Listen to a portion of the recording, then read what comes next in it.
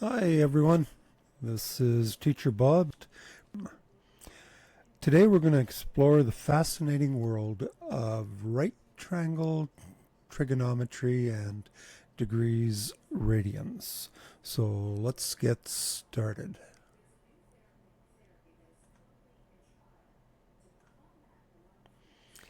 All right, let's dive into right triangle trigonometry. A right triangle is a triangle with one angle that measures 90 degrees. So just let me draw as well as I can on the screen. A right triangle. So here's our 90 degrees, and it's usually illustrated with a box in the corner here. And the sides of a right triangle are called the hypotenuse, the opposite side, and the adjacent side. And the hypotenuse is the longest side. You might remember that from previous grades when we looked at the Pythagorean theorem. So the hypotenuse side is this side. Hypotenuse.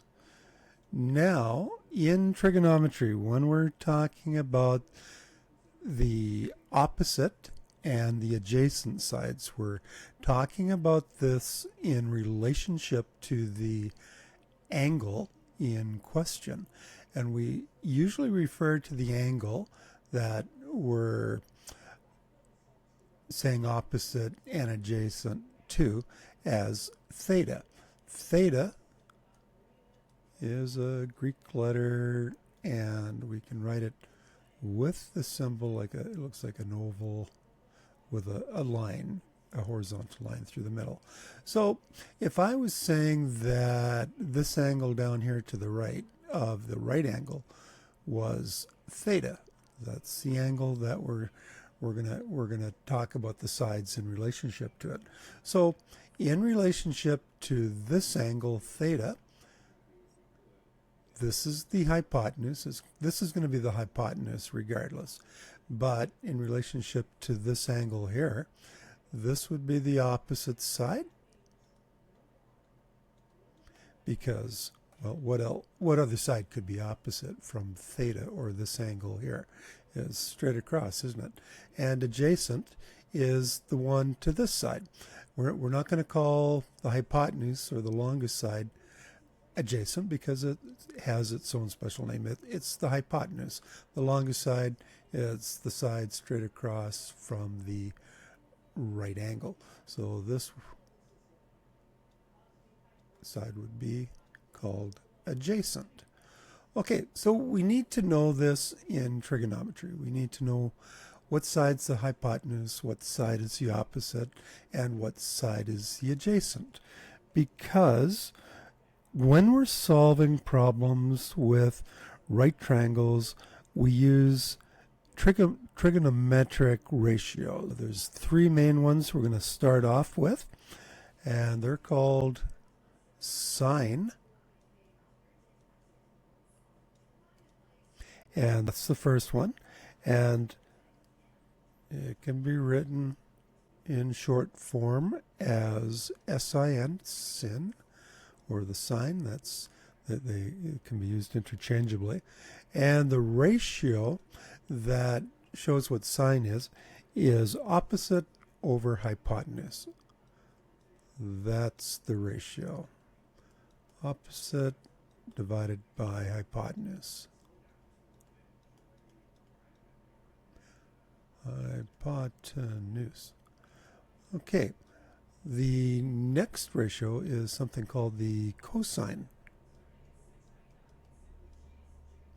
And in short form, we can write that just as cos, cosine. And cosine is adjacent. Whoops. Let me erase that and write that out correctly. Adjacent over hypotenuse.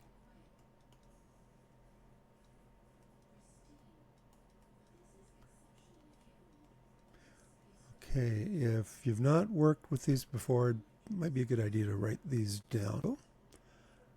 And here's our right angle here. This is, of course, our hypotenuse over here, straight across. We're going to say this is 5 units. Theta, or angle, is going to be this one again, 5. And let's say that the opposite side is 3 units. So if I asked you what is the sine of theta, I can write it like this.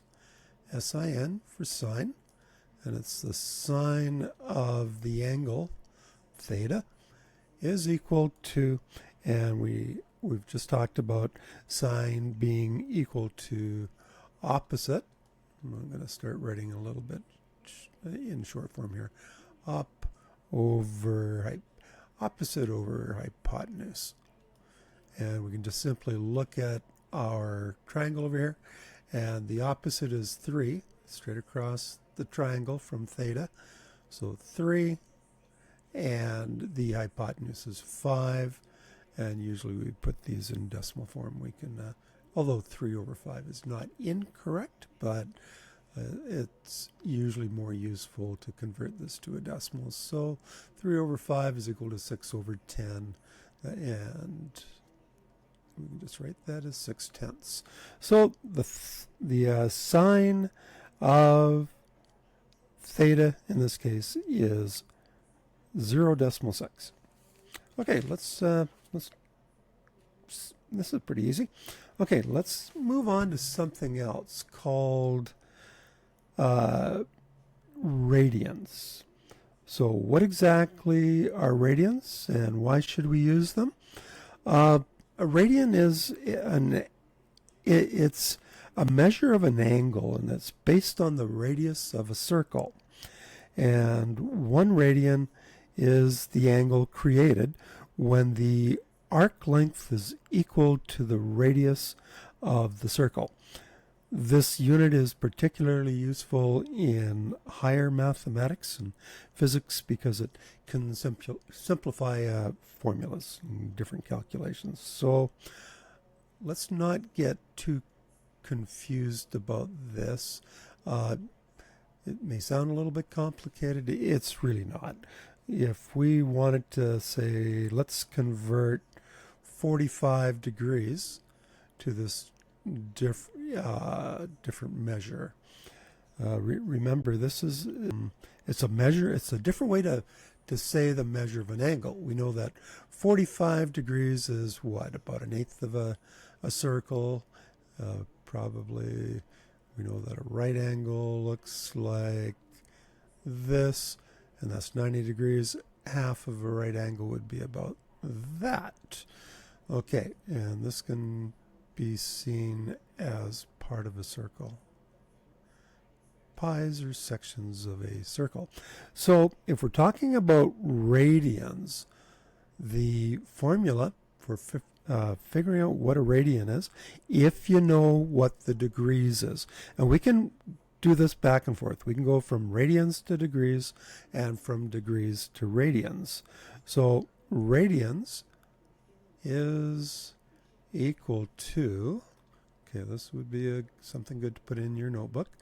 Radians is equal to degrees times pi over 180 degrees. And if we're going the opposite way, we can say it's degrees is equal to radians. And I'm going to write this down underneath here. I'm running out of room here with my logo. Okay, radians times 180 over pi. Okay, so write those two formulas down. You'll need them for your conversions between radians and degrees and radians. So if we have 45 degrees and we wanted to convert this to radians, we can simply go, well, we can see the formula over here is radians. So radians is equal to the degrees, so that's 45 times pi over 180. Okay, so 45 times pi over 180. We can simplify the 45 and the 180. 45 goes into 184 times. So what do we have for an answer? In radians, our answer is pi over 4. So pi over 4 radians. That's equal to 45 degrees. Okay, now it's your turn. Let's try a few questions. What I want you to do is I'm going to put up a new screen here, and I've got 3 questions showing. So these are practice problems I want you to work on at this point in the video. So what I want you to do is pause the video, solve them on your own. If you have to, refer back in the video if you're not quite certain. Take a look at your notes if you've been starting your notes for this course. And then I want you to resume the video, come back, and we'll work through these together. So give these a try on your own. Take the time you needed, and then come on back. All right, welcome back. Hope you gave those questions a good try. Hopefully you got the right answers. If not, let's work through them together to make sure that you understand how to complete these questions. So, number 1, our question is, what are the sine, cosine, and tangent for a right triangle with the hypotenuse of 5 units and an opposite side of 4? So just let me, well, I'll just write, I think I've got enough room here underneath. All right, so if we were to draw this triangle, I'll draw it off over here to the side. And let's say this is theta down in the right-hand corner here. We've got our right angle over here. We've got a hypotenuse of 5, and we've got an opposite side of 4. What we don't have is the adjacent. What is the adjacent? Well, we're going to have to take a little bit of a step back in time and use the Pythagorean theorem to figure out what this side is equal to. Well, if you don't remember what the Pythagorean theorem, it's that relationship between the hypotenuse and the other sides of a right angled triangle. So the hypotenuse is equal to c. The short side of the right angled triangle is a, and b is the other side, the longer side. But it's not as long as the hypotenuse. Okay, so the square of the hypotenuse is equal to the sum of the square of the other 2 sides. So this is c squared is equal to a squared plus b squared. Now we know what c is, we know what a is. What we don't know is what b is. So we can just move this formula around a little bit. B squared is equal to c squared minus a squared. So put what you know in, put the 5 in and the 4 in, and calculate what b squared is, and then you take the square root of what b squared is, and what you're going to get is b is equal to 3. Okay, so adjacent, that's the length of the adjacent side. Okay, so we know all 3 sides, so we can figure out what the sine, the cosine, and the tangent are. So cosine is equal to, oh, no, let's do sine first, because that's what I have in the question. So sine of theta is equal to opposite over hypotenuse. So that's going to give us 4 over 5. And as a decimal, that's equal to 0.8. So sine of theta is equal to 0.8. Cosine of theta is equal to, well, it's adjacent over hypotenuse, so it's equal to 3 over 5. That's equal to 0.6. And the tangent, well, that's opposite over hypotenuse. No, sorry, opposite over adjacent. So that's going to give us 4 over 3.